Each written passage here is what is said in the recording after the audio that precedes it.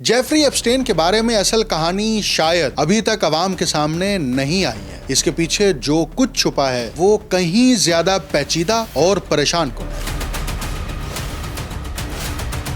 Ron Epstein, Facebook और DARPA के दरमियान क्या ताल्लुक है?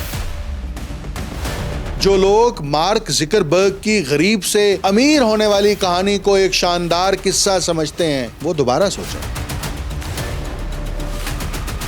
आर्टिफिशियल इंटेलिजेंस में इब्तदाई रिसर्च के बानी और असरअंदाज करने वाले एप्स्टीन ही थे। आपका AI का इस्तेमाल, आपकी आर्टिफिशियल इंटेलिजेंस में मालूमात डालना, ये आपकी मदद के लिए नहीं है। ये वो शिकंजा है जिसका हतमी हदफ ये है कि नौए इंसानी को कैसे अपनी गिरफ्त में रखा जाए।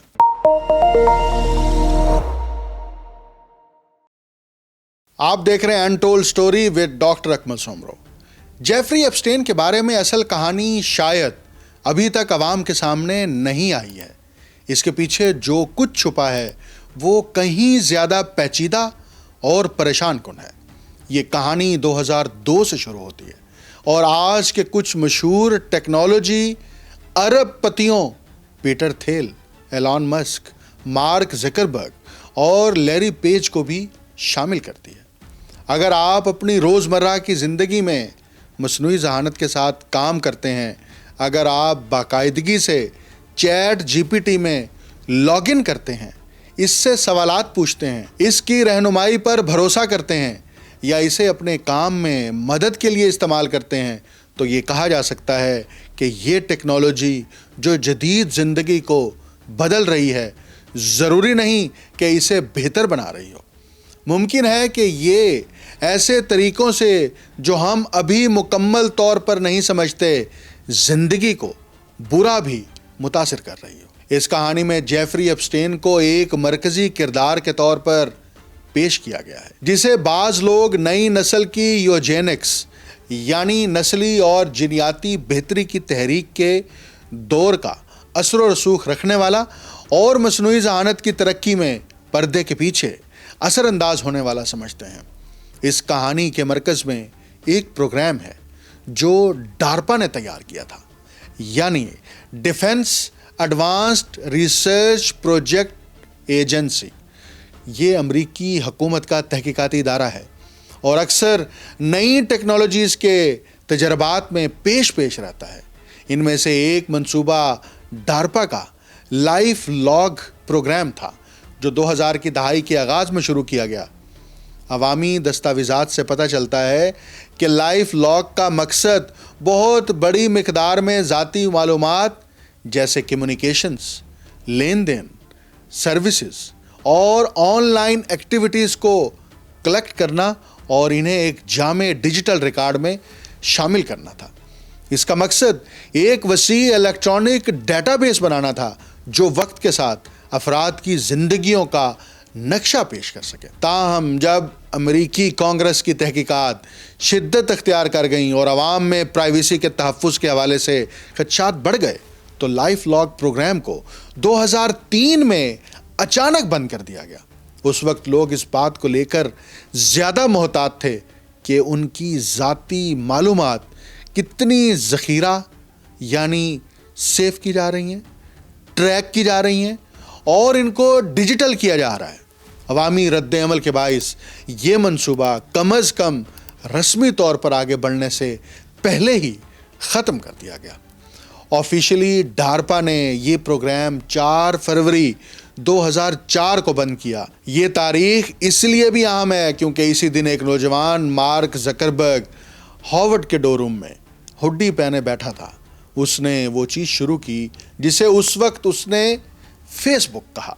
फेसबुक असल में सिर्फ हार्वर्ड कैंपस का एक प्रोजेक्ट था, उतना ही मार्क ज़ुकरबर्ग का मकसद था। लेकिन फिर उसने विनक्लोस ब्रादरान से मुलाकात की जो निस्बतन मालदार और स्पॉन्सरशिप रखते थे और इस प्रोजेक्ट पर उसके साथ काम करने लगे।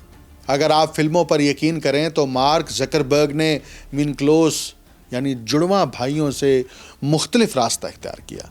लेकिन असल कहानी ये नहीं है।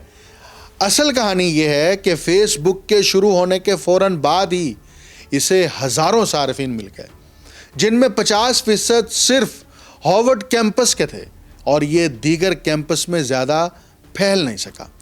تب ایک ٹیکنالوجی کے CEO پیٹر تھیل، جو اس وقت پے پال کے ساتھ وابستہ اور قدامت پسند پارٹی میں نسبتاً مشہور شخصیت تھے، انہوں نے مارک زکربرگ، جو ہارورڈ میں نسبتاً نامعلوم تھے، کے پاس جا کر اسے $5 لاکھ کی سرمایہ کاری کی پیشکش کی۔ ایک بات جو آپ سب کو پیٹر تھیل کے بارے میں سمجھنی چاہیے وہ یہ ہے کہ اس وقت وہ ایک اینجل انویسٹر کہلاتے تھے، لیکن وہ ایک منفرد قسم کے اینجل انویسٹر تھے۔ وہ واقعی لوگوں کو کالج چھوڑنے اور اپنے مقصد کے لیے کام کرنے کے لیے پیسے دیتے تھے۔ تھیل کی نیٹ ورک نے کچھ مشہور ترین ٹیک سٹارٹ اپس کا آغاز کیا ہے اور تقریباً ہر بڑے سٹارٹ اپ کے پیچھے وہ موجود رہے ہیں۔ اسی وقت ریڈ ہافمین نے لنکڈ ان کی بنیاد رکھی۔ اب اگر ہم پیٹر تھیل کی بات کریں اور پوچھیں کہ اس نے اس پروجیکٹ پر $5 لاکھ کیوں خرچ کیے، وہ مارک زکربرگ جیسے افراد کو یہ رقم کیوں دے رہا تھا، آپ کو سمجھنا ہوگا کہ اس وقت اس نے کیا بنایا۔ پیٹر تھیل پالنٹر نامی پروگرام کے بانی تھے۔ پالنٹر ایک ایسا پلیٹ فارم ہے جو معلومات کو جوڑتا ہے۔ یہ دماغ کی طرح ہے، لیکن دماغ کو صحیح فیصلے کرنے کے لیے ضروری ڈیٹا چاہیے، اور پالنٹر وہ ڈیٹا فراہم کرتا ہے۔ پالنٹر موجودہ معلومات کو اکٹھا کر کے ان کو مربوط کرتا ہے تاکہ نتائج اخذ کیے جا سکیں۔ یہ کافی عرصے سے کام کر رہا ہے، لیکن پالنٹر خود کچھ نہیں ہے جب تک کہ اس میں صارفین نہ ہوں جو ڈیٹا فراہم کریں۔ یہی وہ جگہ ہے جہاں لائف لاگ کا کردار آتا ہے۔ ڈارپا، CIA اور امریکی محکمہ دفاع کے لوگ جیسے جان پوائنٹڈکسٹر چاہتے تھے کہ وہ ایک سرکاری مالی تعاون والا پروجیکٹ شروع کریں جو یہ معلومات جمع کرے، لیکن جب امریکی عوام نے مخالفت کی تو انہیں دوسرا راستہ اختیار کرنا پڑا۔ ڈارپا کے پلے بوائے پیٹر تھیل نے ایک نوجوان کالج اسٹوڈنٹ کے ذریعے وہ معلومات حاصل کرنے کا راستہ اپنایا تاکہ وہ اپنے مقاصد کے لیے ماحول کے بارے میں ضروری کنیکشن بنا سکے۔ جو لوگ مارک زکربرگ کی غریب سے امیر ہونے والی کہانی کو ایک شاندار قصہ سمجھتے ہیں جو ہمیں اپنے پوتے پوتیوں کو سنانا چاہیے، وہ دوبارہ سوچیں۔ پیٹر تھیل کے ٹیک سٹارٹ اپس کے دور میں تقریباً ہر سوشل میڈیا انٹرپرینور ڈارپا کی حمایت سے مستفید ہوا۔ مثال کے طور پر مائی اسپیس آخر کیوں فیس بک پر غالب نہیں آ سکی؟ کیونکہ اس کے پاس ڈارپا کی پشت پناہی نہیں تھی۔ لنکڈ ان نے اسی دور میں دیگر پروگرامز پر کیوں کامیابی حاصل کی؟ کیونکہ پیٹر تھیل اور ڈارپا کی حمایت تھی۔ انسٹاگرام کی مقبولیت کیوں بڑھی؟ پیٹر تھیل اور ڈارپا کی وجہ سے۔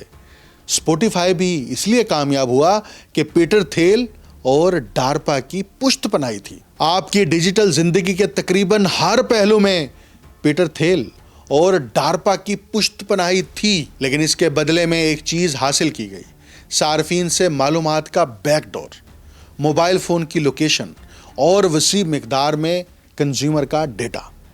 اب یہ سب کچھ جیفری ایپسٹین سے کس طرح جڑتا ہے؟ یہ دلچسپ حصہ ہے۔ زیادہ لوگ نہیں جانتے کہ جیفری ایپسٹین مصنوعی ذہانت کے پہلے گڈ فادرز میں سے ایک تھے۔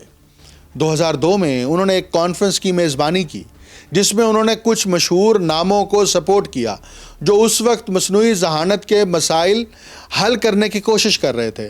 اگر آپ موجودہ مصنوعی ذہانت کی کہانی کو ایک صاف اور قابل اعتماد آغاز کے طور پر دیکھیں تو آپ شاید کسی یونیورسٹی کی لیب، وائٹ بورڈ اور ایک گریجویٹ اسٹوڈنٹ سے شروع کریں جو رامن نوڈلز پر گزارا کر رہا ہو۔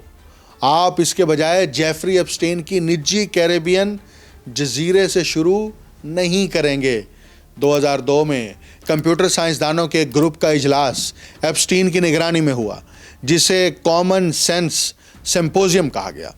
یہ AI محققین کس لیے جمع ہوئے تھے؟ مقصد یہ تھا کہ AI میں ایک مسئلہ حل کیا جائے، مشینوں کو وہ عام انسانی فہم دینا جو انسان روزمرہ استعمال کرتے ہیں بغیر یہ محسوس کیے کہ وہ یہ کر رہے ہیں۔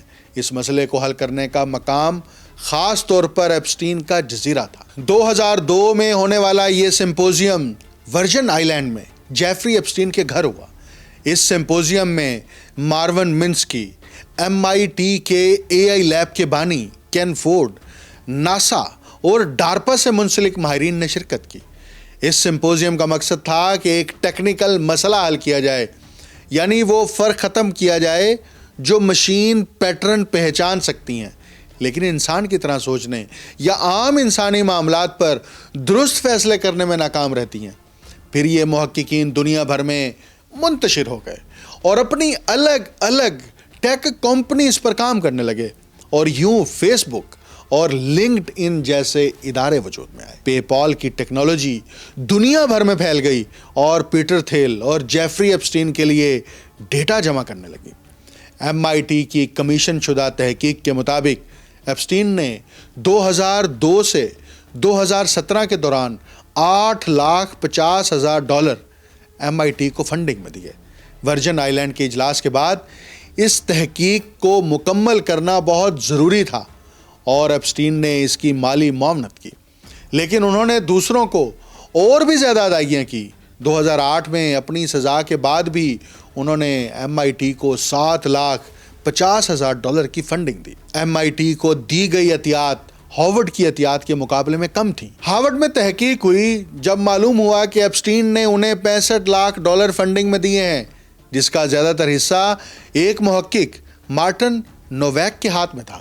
مارٹن نوویک سے متعلق بات کرنا ضروری ہے کیونکہ وہ اس کہانی کے مرکزی کردار ہیں۔ مارٹن نوویک ہارورڈ یونیورسٹی کی PED لیبارٹری کے بانی تھے۔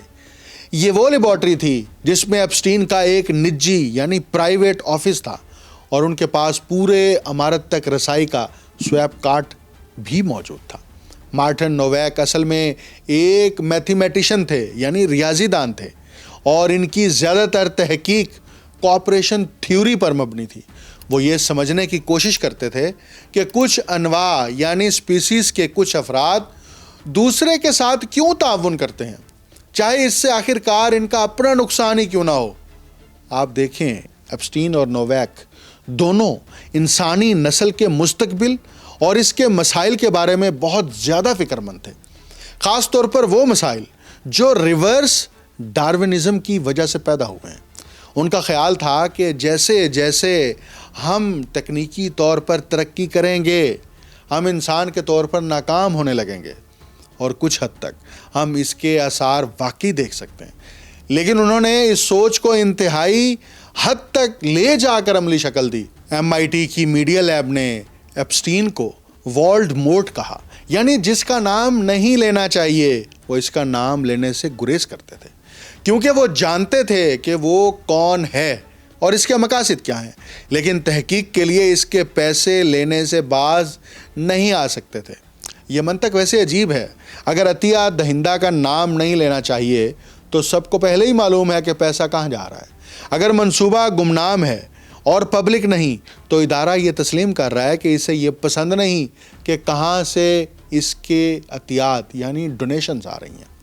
ایپسٹین نے خود کو عالمی سطح پر ایک رابطہ کار کے طور پر قائم کیا اور امریکہ کے اندر بھی مختلف اداروں میں اثر و رسوخ رکھا۔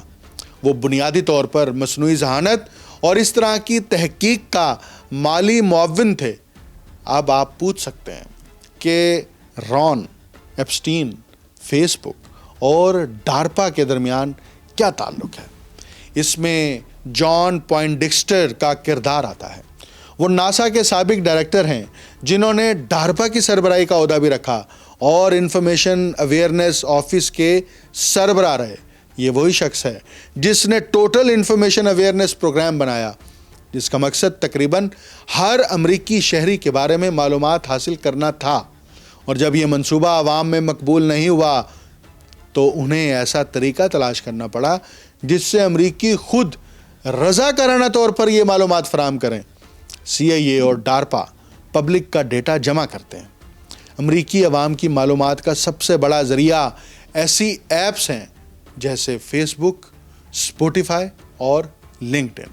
بعد میں معلوم ہوا کہ لنکڈ ان کے بانی ریڈ ہافمین نے ایک ڈنر کی میزبانی کی جس میں ایپسٹین کو ایلان مسک، مارک زکربرگ اور پیٹر تھیل کے ساتھ بٹھایا گیا۔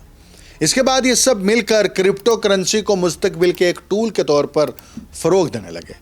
انہوں نے سمجھا کہ معلومات تو دستیاب ہیں، لیکن مالی نظام ابھی بھی حکومتوں سے منسلک ہے، اور حکومت سے مالی نظام کو الگ کرنے سے اس طرح کی ٹیکنوکریٹ ترقی ممکن ہوگی اور بالآخر انہیں مطلوبہ طاقت حاصل ہوگی۔ اب بٹ کوائن آگے بڑھ رہا تھا، امریکیوں کی تمام معلومات دستیاب تھیں، لوگ اپنی معلومات رضاکارانہ طور پر دے رہے تھے اور ٹوٹل انفارمیشن اویئرنیس پروگرام کی ضرورت کم ہو گئی تھی۔ پھر ایڈورڈ سنوڈن سامنے آئے۔ انہوں نے پرزم نامی پروگرام کے بارے میں معلومات فراہم کی، جو اس وقت کی حکومت کے ذریعے چوری شدہ سافٹ ویئر سے آیا۔ جب بل کلنٹن امریکی صدر تھے، اس پروگرام کی مدد سے امریکیوں اور بیرون ملک موجود لوگوں کی معلومات اکٹھی کی جا سکتی تھی۔ ایڈورڈ سنوڈن ایک وسل بلوئر تھے اور ان کے مطابق CIA اور نیشنل سیکیورٹی ایجنسی کے پاس یہ صلاحیت تھی کہ وہ ہر امریکی کے بارے میں تمام ڈیجیٹل آلات سے معلومات جمع کر سکیں۔ یہی وہ جگہ تھی جہاں فیس بک کی معلومات جا رہی تھیں۔ امریکہ میں ایک قانون ہے جو اپنے شہریوں پر جاسوسی سے روکتا ہے، لیکن جب لوگ اپنی معلومات رضاکارانہ طور پر دے دیتے ہیں تو بس ایک بیک ڈور کی ضرورت ہوتی ہے۔ یہی وجہ ہے کہ پیٹر تھیل اور جان پوائنٹیکسٹر کے لیے اس طرح کے آپریشن شروع کرنا بہت اہم تھا، اور یہی ایک وجہ ہے کہ ٹرمپ اور بائیڈن نے متفقہ کوشش کے ساتھ ٹک ٹاک کو امریکہ میں روکنے کے لیے پابندیوں کا آغاز کیا۔ دیکھیں، امریکی حکومت فیس بک پر کنٹرول رکھتی ہے، گوگل پر کنٹرول رکھتی ہے، ان پر چین کا کنٹرول نہیں ہے۔ تو امریکہ سمجھتا ہے کہ ملک محفوظ ہے، لیکن جب کوئی چینی اپلیکیشن امریکہ میں آنا شروع کرتی ہے اور اتنی ہی معلومات جمع کرتی ہے تو یہ مسائل کی علامت ہے۔ حقیقت یہی ہے کہ امریکہ نے ٹک ٹاک کے ساتھ جو کچھ کیا وہ بڑی دلیل ہے کہ امریکہ فیس بک اور گوگل کے معلومات اور ڈیٹا حاصل کرنے کے پیچھے کام کر رہا ہے۔ اور بھی ایڈورڈ سنوڈن نے وسل بلسٹ بجا دیا، اور ہمیں یہ تب معلوم ہوا کہ کیمبرج اینالیٹیکا اسکینڈل سامنے آیا۔ دیکھیں، فیس بک اور پیٹر تھیل نے فیس بک کے سافٹ ویئر میں ایک بیک ڈور بنایا۔ اس بیک ڈور کی مدد سے کچھ دیگر ادارے اور آرگنائزیشنز معلومات تک رسائی حاصل کر سکتی تھیں۔ کیمبرج اینالیٹیکا نے فیس بک کو ایک معاہدے کے لیے بڑی رقم دی، جس سے اسے نہ صرف انفرادی کنزیومر کی معلومات ملتی تھیں بلکہ ان کے دوستوں کی معلومات اور فون میں موجود ڈیٹا تک بھی رسائی حاصل ہو جاتی تھی۔ اس کا مطلب یہ تھا کہ جب آپ فیس بک میں لاگ ان ہوتے تو فیس بک نہ صرف آپ کا ڈیٹا محفوظ کر رہا تھا بلکہ آپ کے دوستوں کا ڈیٹا بھی، چاہے وہ پرائیویسی سیٹنگز پر راضی ہوں یا نہیں۔ فیس بک نے اپنے صارفین کے ساتھ ایک بہت بڑا مقدمہ سلجھایا اور اسکینڈل کے بعد فوری طور پر اپنے ضوابط سخت کر دیے۔ کیمبرج اینالیٹیکا کے پاس ایک ڈیٹا بیس ہے جو خوف کے سگنلز پر کام کرنا جانتا ہے۔ یہ جانتا ہے کہ لوگوں کی توجہ کیسے حاصل کی جائے اور اشتہارات کا استعمال کر کے لوگوں کے سوچنے کے انداز، ووٹ دینے کے انداز اور ایک دوسرے سے بات کرنے کے انداز کو متاثر کیا جائے۔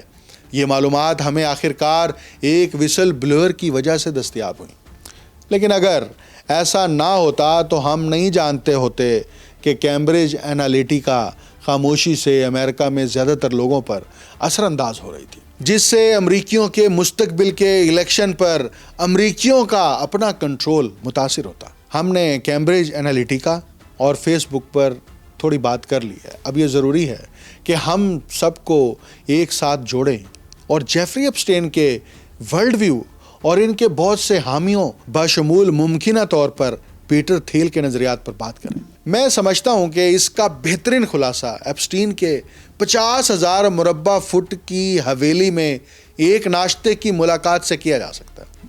وہ گوگل کے سابق ایگزیکٹوز اور سابقہ اسرائیلی وزیر اعظم کے درمیان موجود تھے۔ اب ایپسٹین کے بارے میں بہت کچھ کہا جا سکتا ہے۔ یقیناً وہ ایک اچھے انسان نہیں تھے، لیکن ایک چیز جس پر بہت شک کرنا چاہیے وہ یہ ہے کہ آرٹیفیشل انٹیلیجنس میں ابتدائی ریسرچ کے بانی اور اثر انداز کرنے والے ایپسٹین ہی تھے. یہی ذہنیت جو انہوں نے نوویک اور پیٹر تھیل کے ساتھ شیئر کی. یہ خیال کہ جمہوریت ختم ہو چکی ہے، انسان غلط ڈائریکشن میں جا رہے ہیں اور آرٹیفیشل انٹیلیجنس کی ٹیکنالوجی کا ابھرنا ممکنہ طور پر سب پر حاوی ہو جائے گا، یہ سوچ ان کے اور دیگر لوگوں کو فکر مند کر رہی تھی کہ انسانی نو اس چیلنج کے لیے تیار نہیں ہے. اور یہی وہ جگہ ہے جہاں خطرناک سوچ پیدا ہوتی ہے کہ نوع انسانی کو کسی قابل برداشت حالت میں ڈالا جائے، چاہے وہ سب پر نافذ نہ ہو. یہی وہ خیالات ہیں جو نازی ازم کے بھی تھے. یہ وہی خیالات تھے جنہیں ایڈولف ہٹلر نے نیتشے کے نظریات سے جوڑا، جو بنیادی طور پر غلط تھے. لیکن ایک بات واضح ہے، آپ کا AI کا استعمال، آپ کی آرٹیفیشل انٹیلیجنس میں معلومات ڈالنا، یہ آپ کی مدد کے لیے نہیں ہے، نہ ہی آپ کو بچانے یا آپ کے کام میں مدد کے لیے ہے. یہ اس لیے بنایا گیا ہے تاکہ آپ کی آزادی کے ٹکڑے کنٹرول میں آئیں، تاکہ انہیں دیکھا، تبدیل اور آپ کو اس طرح واپس دیا جا سکے کہ ایسے افراد کنٹرول حاصل کر سکیں. یہ ملٹی نیشنل کمپنیوں کا، یہ بین الاقوامی کیپٹلزم کا یہ وہ شکنجہ ہے جس کا حتمی ہدف یہ ہے کہ نوع انسانی کو کیسے اپنی گرفت میں رکھا جائے اور انہیں اپنی گرفت میں رکھ کر کیسے وسائل پر حاوی ہوا جائے اور انہیں اپنے مفادات کے لیے استعمال کر کے زیادہ سے زیادہ دولت کو ہڑپ کیا جائے. مجھے ڈاکٹر اکمل سمرو کو اجازت دیجیے. اللہ حافظ.